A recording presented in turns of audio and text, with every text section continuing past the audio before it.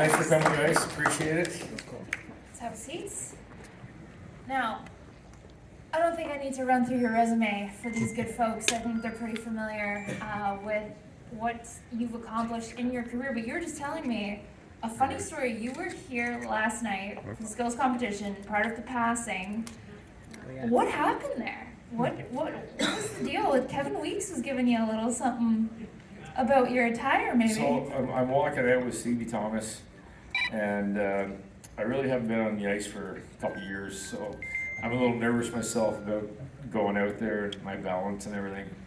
And Kevin Weeks says, "Hey, your jersey's not tucked in the left side." I got a tracksuit on, and I'm like, "Good point." So I tucked it in, and the reason behind when I tucked my jersey on the left side, back in the days, I broke in 1983, the jerseys were all the same size. So I couldn't see the puck when on my left side, so I tucked the jersey in. So that's kind of where it turned over. What do you think it'd be like wearing the jerseys they have now? They're just so fitted, so custom. Yeah, as a skinny fat guy, I could say, sure. Sure. Maybe not too tight. Well, Doug, you spent 20 years in the league, 7 different teams, some great years here in Toronto. You were a 2-time All-Star yourself. What's that experience like when you get to be a part of a weekend like this as a player, and then now you come back as an alumni? Well, this is very, very special. Like, to have the event here, it should be every 7 years, 10 years, because this is the hockey mecca. But my first All-Star game was in Montreal, and it didn't go that well. I think the final score was 16-12, and my first shift, our coach was Mike Keenan, and -1 I was. I came off, he goes, "No, get back out there." -2. Came off, he goes, "No, get back out there." -3, my first shift in an All-Star game, I was -3. So, well, did I do really well? And now the year after, you made consecutive games. Did you redeem yourself in that second year? Did you feel better about your performance? Yeah, I think the game was closer. It might have been 10-8. So, again, you talk about great cities for the sports. It's like my first All-Star game, Montreal. Second was New York City. And then as an alumni, being here in Toronto, being a part of it, this is, original 6 teams kind of carry it. Love to see some more Canadian teams have it. Vancouver, obviously, a great hockey club right now. So, time will tell, but it is a great experience, and you guys are all here because of it. So, it's awesome. Now, we did get to see some new skills at the competition last night, and I'm curious about one in particular from your perspective.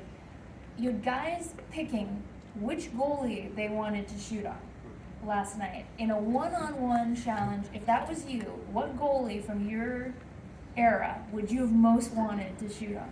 Don't pick your poison.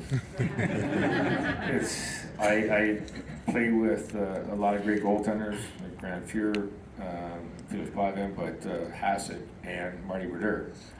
So when I got traded from Toronto to Jersey, Marty Brodeur was not playing this game, and I hurt my knee, so I'm out for about a week. My training was 5 pucks at the blue line. When you score all 5 pucks, you're done. Thanks, Marty. I was out there for 15 minutes. And so, again, I would not want to pick a goalie because, goalies are a different breed, and they're going to remember that too. Well, yeah, absolutely. And you mentioned your time, obviously, playing here in Toronto, some great players. For you, do you look at like that 92-93 season for yourself as your best year maybe that you ever had? And what really highlighted those early years for you in Toronto? I was blessed to play this game, and I got drafted. I'm going to kind of go through my career a little bit. I was a 7th round pick to St. Louis. Played there 5 years, got traded to Calgary. We won the Stanley Cup in '89, President's Trophy. And and got traded to Toronto, 10-player deal, which is crazy, but Oh, imagine that now, a 10-player Yeah. deal. Well, let's go back to how that deal happened. that's a good story. So we're in San Francisco, San Jose's team, but we're at the Cal Palace, and believe it or not, my roommate and I kind of woke up about 7 o'clock in the morning, and the joining door is our GM, Doug Gilmour. So Doug and I didn't like each other as players. Now he's the GM. Doug Fletcher came to Toronto, and I heard my name. So I listened to a call. Said, I'm trading Gilmour. I'm right next door to him. I didn't know where I was going, but thank God I came to Toronto, and yeah, the rest is history. But teams that you play on, in that 92, 93 team, and 94 team as well, the leadership goes a long way. And I know Matt's came in 95, great teammate, great player, but our leadership was number 1-7. And I'll tell you a story. 94 playoffs, we're in Vancouver, Gino Ojic is all over me. And I see Wendell go on next shift. He goes up to Pavel Bure and he goes, if Gino touches Gilmour one more time, I'm going to knock you out. Gino didn't come near me the rest of the series. So that's the days that we went through. And again, that's the leadership and competitive. And it's something that's my 5.5 years here. Totally amazing. Fan support, everything else. And just gotta say thank you. Do you have some favorite memories or a favorite memory of a fan encounter that you had as a player that really introduced you, like, wow, like Toronto, you know the reputation it has as a hockey town, but that was a moment for you where you were like, wow, it really resonated just how crazy this town is for its team? Okay, so Maple Leaf Gardens, Carlton Street, and the other street is Wood Street. I lived right beside Maple Leaf Gardens. And people didn't know that. So we had an open practice one day, and there's got to be like 5,000 people surrounding the building. And I'm looking out the balcony and going, how am I going to get in there? So I put my own jersey on, put my ball hat on and sunglasses, and stood in line with everybody. I swear to God, nobody knew who I was. When I got close to security, he goes, you can't come in here. Took my hat off. Like, oh, come on in. It's something I did many times, like after games, sometimes, and I had my nose broke and everything else. And so Old Maple Leaf Gardens, are downstairs underneath our dressing room was our workout room. But there's a side door you go up through, and then you go up to the hot stove kitchen. True story. And if you're hurt, you go through that way, and you go through the middle door, and there'll be a cat waiting for you. So I'm all taped up with a broken nose, and I didn't have to sign any autographs that night, so it was good. Oh my gosh, it's quite an area, and it really was very vibrant back when the Leafs were playing over there. And now you mentioned, obviously, Wendell, you mentioned Matt's favorite teammates from that time and why. Any stories you can tell here that won't get you in trouble, but just some favorites, maybe a favorite memory that you had with those guys and what it just meant that you've seen a bunch of them come back and they're still very connected to the city. Well, that's there's so many stories and so many great players, teammates.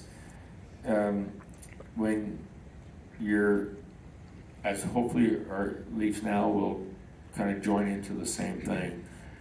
Most important thing is everybody accept your role. If you think you're a third line guy and you want to be a second line guy, don't worry about it. Just accept your role, and it gets better. So the friendship that we had on most teams, but I'm gonna say our leader too in those years in 93, 94 was our coach, Pat Burns. And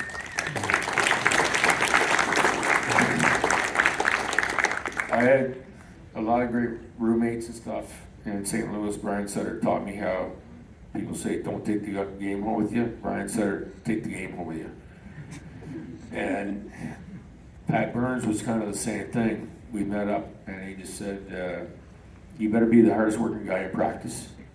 Everybody will follow. If you're not, we'll lose the team. So it kind of made sense. And so as I mentioned Brian Sutter, my nickname is Killer. Brian Sutter called me Charlie. Because I was 155 pounds, I had a mullet, and I looked like Charlie Manson.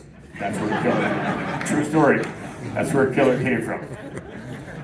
Yeah, and I was going to ask you about that because there's rumors about where Killer came from. Were you connected to some serial killer whose last name was Gilmour? Was it because you were so feisty on the ice? Well, there's the other thing. There was a guy, Gary Gilmour, Gary Gilmour. in Utah. He Yeah. was... But again, I was so blessed to be taught and teach by veteran guys. When my last year junior, I had 177 points, and going to St. Louis, and at the time, St. Louis was for sale. Rolso Perina owned the team, and they sold it to Harry Ornest that bought the Argos years later, but for $3 million, and the ring for $10 million. So I'm in Germany actually, training and get to play in Europe because I don't have a contract. And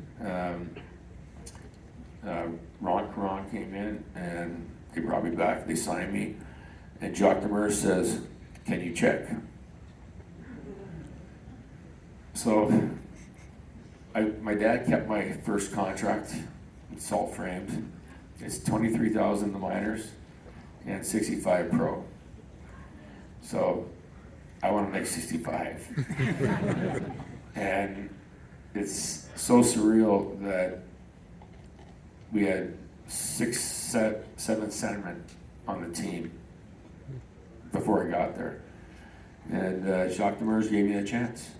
So I had a chance to play against Gretzky, Denny Savard, Marcel Dion, all the best centermen in the league. I'm only playing 15, 16 minutes a game, but I'm a checker now. And it made my career what he did. Yeah. Well, you mentioned Gretzky. I would be remiss not to bring up the unfortunate incident that we'll call it, because walk us through what you remember. I mean, it stings. I think there's a lot of people in this room would say it stings, but they don't even need me to tell them exactly what it is. Now, I'm really pissed off at COVID Well, because I had nothing to do, and I watched that game. on purpose or by accident? Oh, no, I had nothing to do. So I'm watching the game, and I'm like, are you kidding me? Are you kidding me? It's not even the high stick that Kerry Fraser missed the high stick. The linesman, if they call it, Gretzky's gone, blah, blah. We already have a penalty, Glenn Anderson's in the box. But the linesman just could have said, Kerry, just say it was a high stick, and there's 2-minute penalty. Now it's 4-on-4. But I watched the game, guys. And I called Kerry after. I said, you didn't even miss the high stick. You missed the whole friggin' game. That was brutal. And I'm watching it going, I don't remember. But I'm going, oh, really? That's not a penalty? Oh, it's not a penalty? It was so surreal. And my kids laugh at me. Like, my two boys are 27, 25 now.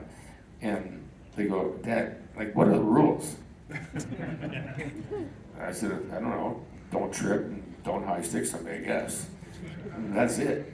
So I copied Gretzky a little bit, watching him, how he played. And you want to learn from the best players. And I use friction tape on my stick. I didn't like friction tape, but it was great for hugging. And that was the days of you could kind of slingshot yourself by somebody and go around. So It could be a little sneaky back then. Well, it was a different game, obviously, than what we see now. You mentioned Pat Burns, obviously a very fiery coach, and you played with some equally fiery teammates. Maybe a low point there that we just talked about, but what were some of the high points? What were some games that stick out to you as a Leaf that you think, wow, like those were the ones that really, whether it was the outcome, whether it was a moment for you, what were the highlights? okay, there's so many. Obviously, Cujo was here, and Cujo and I do a lot of stuff together, and he always tells the fans, it's like, hey, by the way, he scored other goals than the wraparound goal. That was a good one, though. Yeah. One of the funniest things that people don't know, 87 Canada Cup, Wendell Clark, his second year, he's in training camp, we're in Montreal. I'm there, Kirk Muller's beside us, and then Dale Howardchuk. And we're in Montreal for 2 weeks training, and Wendell was the first one to get cut. So somebody signed his hockey pants. Wendell, best wishes, Claude Lemieux.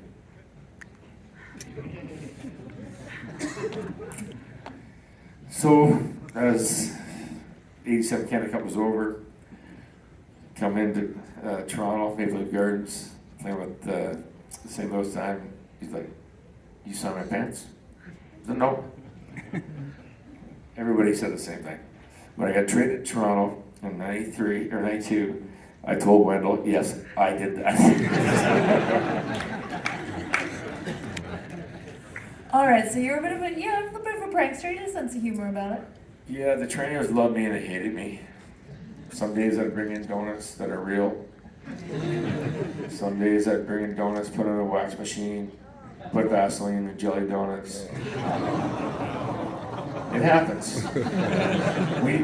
Listen, we didn't charter back in the day, so we had a lot of stuff to do in the airports and different things. And you had to be kind of creative and have fun. But Did you get anybody with the Vaseline donut? Like, oh, 100%. oh yeah. Oh yeah. We were so happy about a jelly donut. It's like. Oh no, that's great. That's a good one. Now you had an opportunity to win a cup before you came to Toronto. It was early on in your career, and I've spoken to a lot of players, ones who have won early in their career, and then they come to appreciate it just so much more as the years go on, and how hard that is. I guess start with what it was like winning the cup, and then just the hunger your whole rest of your career to get back to that point. Well, I was with Zanero Chara yesterday, doing kind of the same thing, and the general giant there, he was telling a story about when he picked up the cup, and he almost went backwards, and he had to bring it back, and then it came down and cut it after he won the cup. And he says, you don't know how heavy it is. And I said, well, true story, when we won the cup, I didn't take the cup on the ice. I didn't touch it, because I knew I'd probably drop it.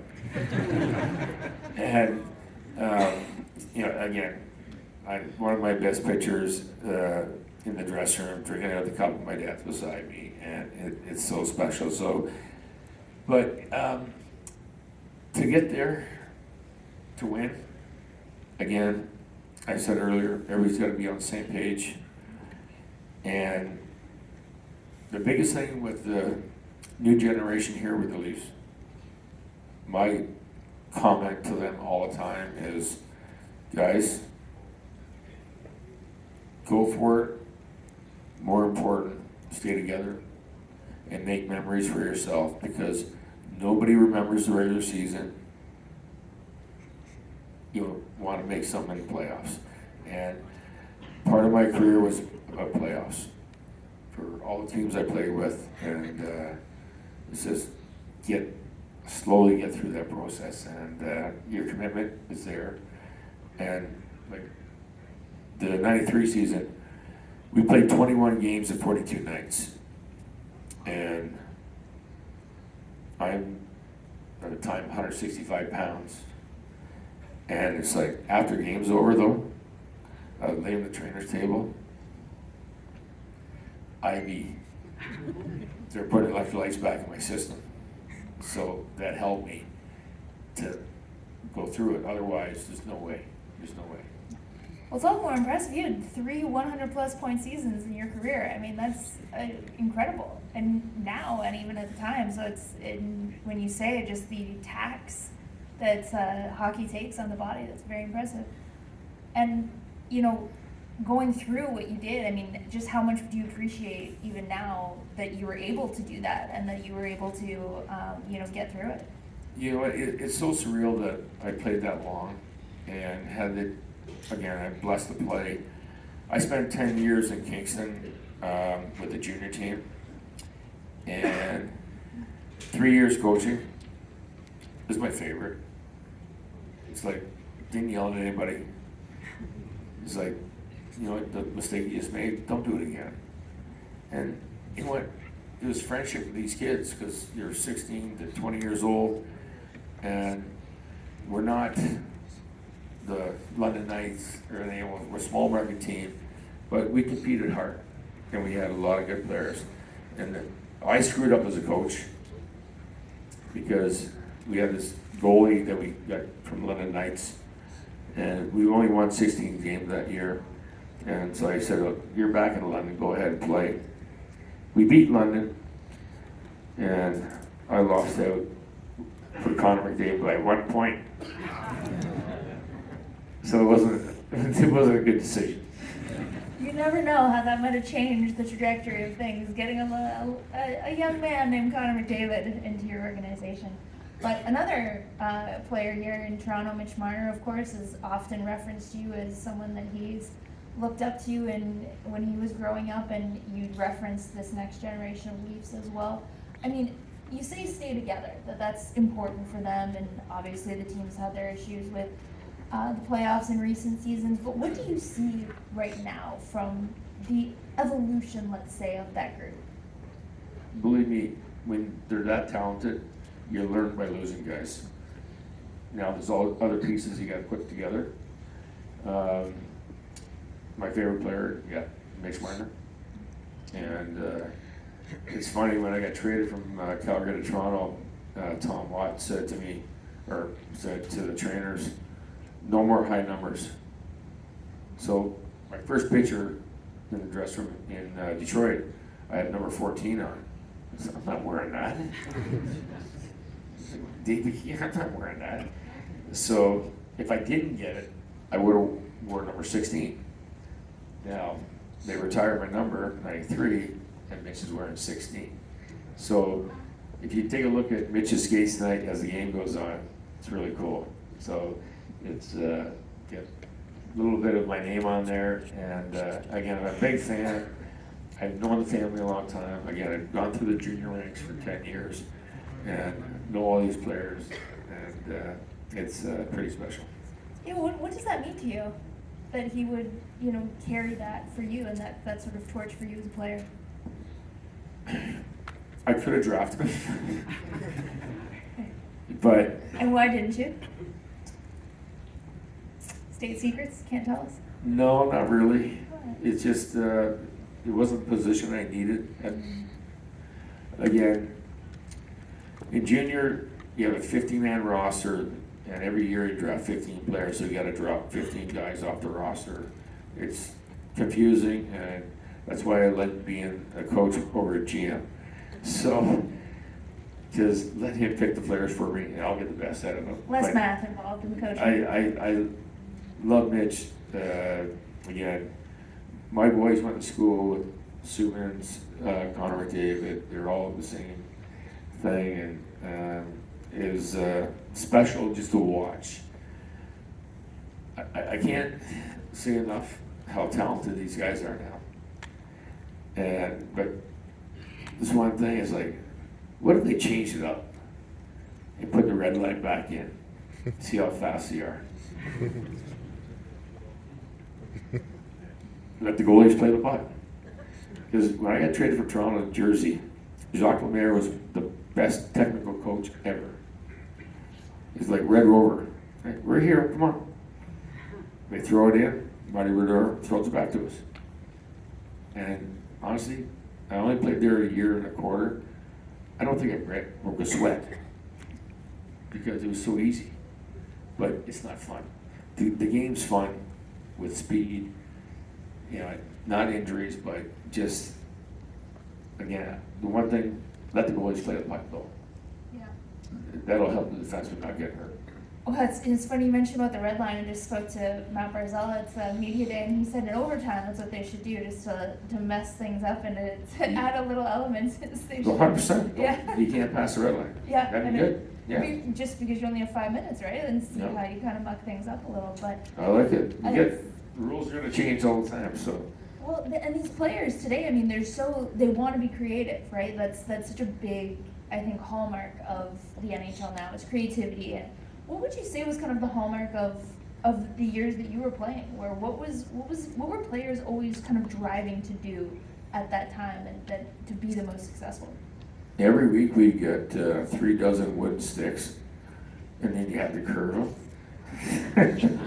So that was the workout. It was a painful, guys. You had no idea. It was like, okay, well, just curve that stick and it broke. And you only have like 3 dozen for the month. And all the sticks now are everything's the same. Everything's the same.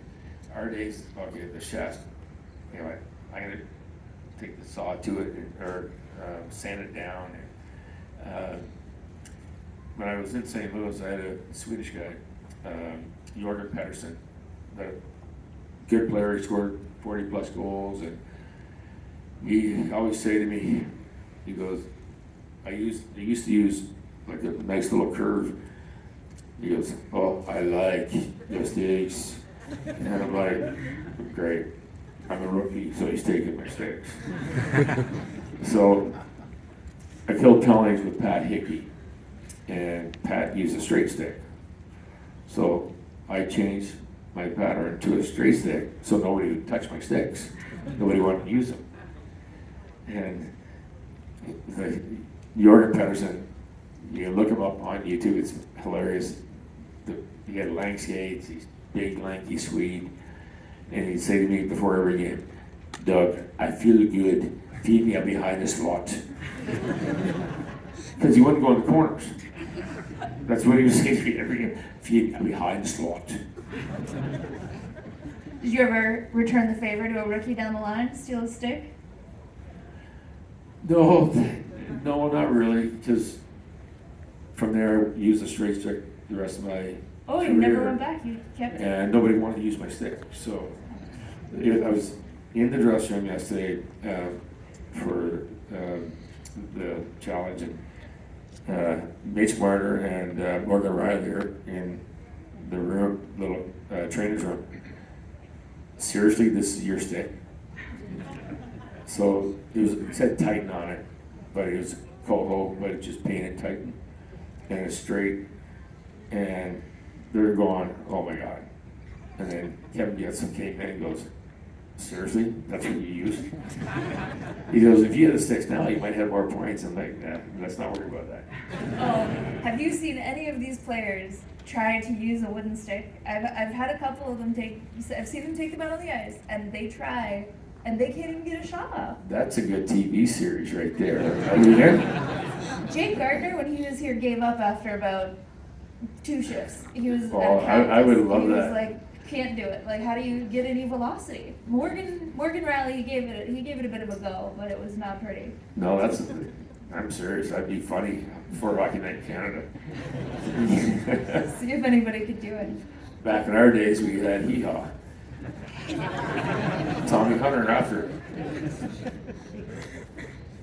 They've got it easier today, these kids, with their fiberglass and all their special equipment. Yeah, again, it's a special game. All these players are good, and it's like you can go up, you can go down quick. you guys look at Edmonton, start of the year, fire their coach, Knobloch comes in, and boom. Again, they get good players. I don't know if you saw the passing yesterday for me to Draisaitl. It took a minute for him to get all targets. It was Connor 8 seconds, it was 9 seconds, whatever it was, but it's a mind game. And if you can get through the process and believe in your teammates, defensively you have to be good, always, and that makes your goaltending better. So, again, I'm a Leaf guy. Yes, I played other teams, but cheering for them, and hopefully expectations are a lot better. Well, we only got you for a couple more minutes, so we'll do just a couple more. Which player did you hate playing against the most in your time? Darius Kasparaitis. Tell us why. He's not a good person. Fair. You can YouTube that. I was in Jersey, I had a fight with him, and then I got traded from Chicago to Buffalo, HSBC Arena. That means holy shit, Buffalo's cold. So after the game, he actually ran over JP Dumont that we got traded together from Chicago to Buffalo, and knocked him out, and I wasn't happy about it, so kind of waited in the parking lot. And just, I would have been spending for a bit, but nobody knew about it. And who was it? Matthew Barnaby was playing on Pittsburgh, and he called Rob Ray, and he goes, "What the hell did Gilmour do to Kasparaitis?" And he goes, "I don't know, what are you talking about?" Something in the parking lot. And so, again, you want to take it outside? Sure, let's do it. And I was, one of the stories I thought about with Zeno Chara yesterday, his dad was a wrestler. He wrestled all the time. I'm from Kingston, Ontario. I'm a blue belt, judo, and again, I'm 10 years old or whatever, 12 years old, and kick everybody's ass in Kingston. Come up to Toronto, guy smaller than me, beats me in like 10 seconds. I was like, that's nice. You better think about what you do next time. So, and I'm going to tell you one last story. Yes. As a minor hockey league player, I was a defenseman. Yeah, one number 4, Doug Gilmour, Bobby Orr. They rhymed. And I had 3 goals one day, or afternoon, and our league was Kingston, Belleville, Trenton, Peterborough, and Oshawa. And after the game's over, my dad, I went to get my equipment out of the trunk, and he goes, "No, leave it there." Then I just had 3 goals. He goes, "You didn't do anything today. You didn't work, nothing. Everything came natural in a different way." So, go in the house. Next day, play again. I didn't get any points. Got out of the car, walked in the house. He goes, "Oh, son, get your equipment." He goes, "That's the best game I've ever seen you play. You worked hard." So, it's not about getting points all the time. It's about work ethic and great parents. So. Well, that's, I think, a fantastic note to end on, especially for all the hockey fans here. A lot of you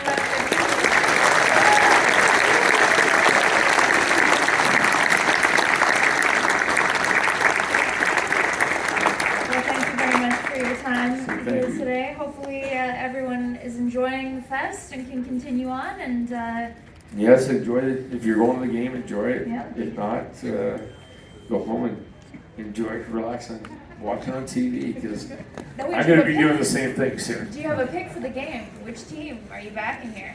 Well, you see my hat? Everybody thought it was Toronto, Calgary. No, it's the colors of the All-Star game. So, I was gonna wear it last night, but I thought the NHL would be pissed off at me, so, you know. You don't want to ruffle those feathers. Yeah, exactly. They're very strict. So, again, guys, thank you so much. Appreciate it.